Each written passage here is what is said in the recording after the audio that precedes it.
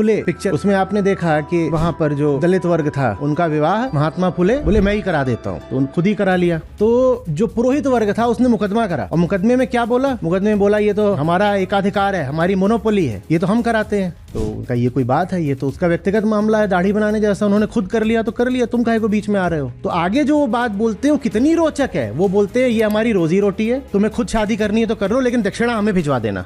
ये है रिचुअल, बिना कुछ काम धाम करे आय का स्रोत। समझ में आ रहा है क्यों इतना जरूरी माना जाता है लोक धर्म में कि तुम रिचुअल का पालन करो, क्योंकि पता नहीं कितने लोगों की आमदनी उससे जुड़ी हुई है और उन्हें बिना कुछ करे धरे पैसा मिलता रहा है सदियों से। तो जो अंग्रेज जज था वो क्या बोलता है उस पिक्चर में, नो वॉर नो मनी। ये बात लेकिन हमें नहीं कभी समझ में आती कि उसने करा क्या है जिस बात का मैं इतना मोटा पैसा उसको दे रहा हूँ। उसने रिचुअल करी है, और ये करके हमने उस पैसा पाने वाले को भी बर्बाद कर दिया। क्योंकि अगर वो यूं ही बैठे बैठे जंतर मंतर करके पैसा कमा रहा है तो अपनी जिंदगी भी तो बर्बाद कर रहा है ना, वो कि नहीं कर रहा है। हमें धार्मिक होना है, अंधविश्वासी नहीं। हम सत्य को पूजते हैं, मान्यता को नहीं।